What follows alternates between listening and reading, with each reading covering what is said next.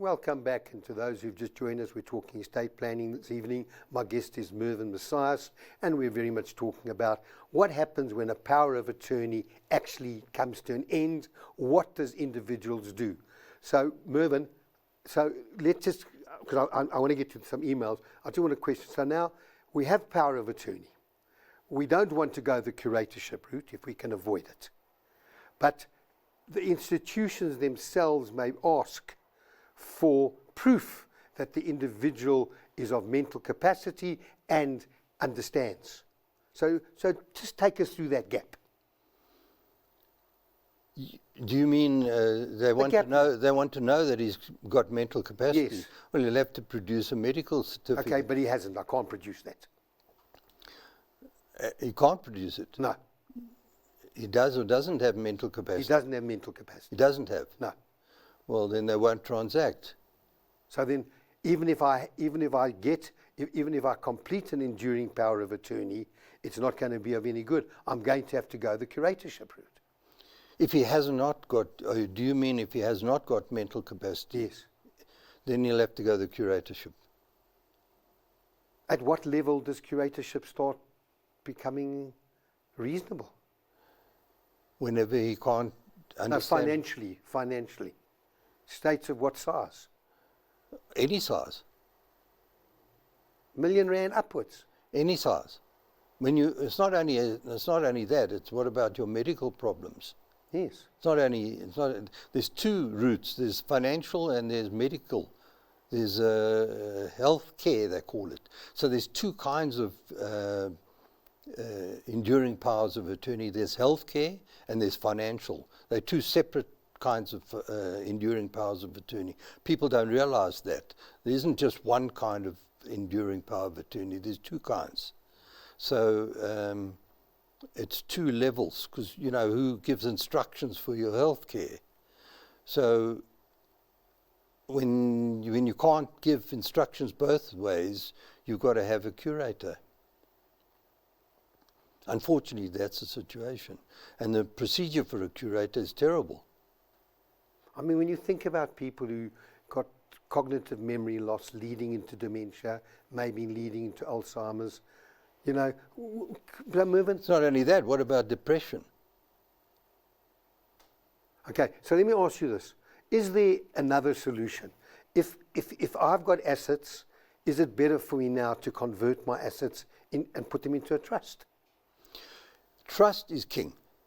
Trust is king, because trust does three things mainly. Trust does asset protection, which is not the thing we're now talking about. It does succession planning, which is not the thing we're now talking about, but it does disability protection. And this is all in my first book. Disability protection is what you're now talking about. So it protects you in case you become mentally incapacitated, because you've got trustees looking after you. But then you lose control while you are mentally capable. And you've got administration costs, you've got tax implications. The minute you start transferring and so on. Capital gains tax and all those implications. So the easy route is your enduring power of attorney. You just sign a few documents. That's all. It's least costly. But Mervyn, I'm sorry, but the institutions are not going to accept that enduring power of attorney unless the law changes. Well, unfortunately, that's where we are at the moment. So we have to grapple with the courts. That's the only way at the moment. So access to bank accounts, access to pay medical bills, access to pay rent. All enduring power, but at the moment, it's all curatorship. Well, I just don't know what to say, because, you know, what do so many of our viewers think? What are they doing if they've got power of attorney on a loved one, an elderly parent in this situation? But I think I've flogged this now on 2 different programs, and I'm really not, I mean. There's one thing I must mention, and a lot of South Africans have offshore assets. And for offshore assets, they need an enduring power of attorney because they're recognized overseas. Okay, so is that very vastly different to the normal document of a power of attorney? An enduring power of attorney. Well, overseas they've got legislation. Yes. So you have to comply with legislation. And in America, the 50 states have each got different laws relating to enduring power of attorney. So you can't have an enduring power of attorney that relates to all the states. You've got to find out what the law is in each state. So a power of attorney in South Africa is not a power of attorney that's going to be sufficiently accurate and legal internationally. No. Okay. All right. That's a situation because a lot of people have left South Africa, children living abroad, parents here getting older, all those type of things. No. I've acted for a client, an American client who settled in South Africa, and I had to deal with their affairs in New York. And I used an enduring power of attorney, and it worked like a charm. But I had to have an attorney in New York draw the document, and it worked well. Well, it's okay. It's something that I need to keep exploring. But I'd like to get through a couple of emails if we can, because Derek in Sandown says, is a family trust the only way and the best way to protect wealth? It's not the only way. There are insurance type products. You've got which a financial advisor Endowment like policies yourself. and the like. Correct. But it is, in my view, it's the best way. Where would you start suggesting people think about forming trusts? At what sort of asset value? Well, the problem is, as we said, you've got administration type costs.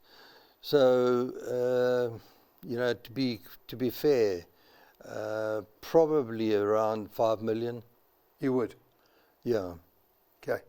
Then, the next question is, when should one think about forming a family trust? Well, we've spoken now very much about the possibility of someone having assets and having it looked after rather than by trustees than applying for curatorship. But what other moments, Mervyn? When you should create...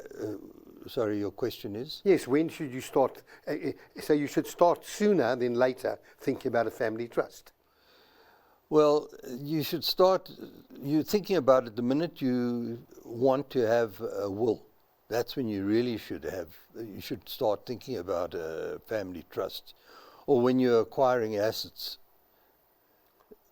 But the will, what you need to do is have a will that's a pour-over will. I'm going to write my next book after the one that I'm writing at the moment. I'm writing a book now, and I'm going to write the next one early next year, which is the way South Africans should plan.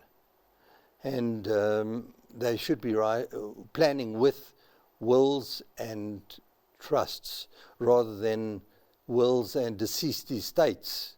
That's a very costly way to go and the wrong way to go. And it's really a living trust revolution, which has been passed over in South Africa and used in America a long time already.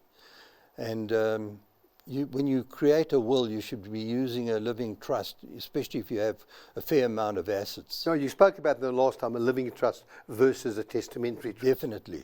You were against the testamentary trust. Definitely. Where you leave assets to children and you leave assets to kids who are too young. You should rather create, I think Gordon called it a bottom door trust. Yes. You can I don't call it that, but I call it, if you want to call it a bottom door trust, that's fine, but... It doesn't actually come into effect. It's an heir. Deceased. It's an heir. Yeah. It comes into effect immediately, because you can use it right away if you want to, but it is there to receive the inheritance instead of directly leaving it to the beneficiary. Okay, let me take one more email. We can just go. Let me get the email from Etienne in Chartwell. He says, with grey listing now in effect, how has legislation changed the way trusts are administered in South Africa? Are there actions trustees or beneficiaries need to take that may not have been a concern in the past? Well, they've come up with a definition of the beneficial owner. So trustees now have to register the details of trustees, founders, and beneficiaries with on the master's portal, and that has to be made available. That information has to be made available to all the to SARS and any of the regulatory bodies. And there's a penalty of up to 5 years jail or 10 million fine if you don't comply. And this is a new definition, and it's in the Trust Property Control Act. So very much different to way trusts have been run for the last 50, 60 years. Very much. Where maybe the settler... It's anti-money laundering and terrorism. Okay. Well, it's clear that South African law regarding the application of enduring power of attorney is in urgent need of review. This is a matter that ultimately needs to be addressed by the courts. For those who currently hold a power of attorney, I encourage you to start thinking about what happens when that power of attorney is no longer valid. In most cases, administration may be a route, and in the case of larger estates, curatorship may be necessary. Don't leave this until the last minute. Make sure you're fully informed about what needs to be done. While in the past, institutions, including banks, may have taken a more relaxed approach, I can assure you they are now being far more diligent in verifying the continued validity of a power of attorney. Mervyn, thank you for joining me this evening. It's important to note that our program is to provide information and should not be construed as advice. Next week's program, we'll be dealing with financial planning, and if you need to get hold of me, my details will appear on the screen. I'd like to thank you for watching, and good night.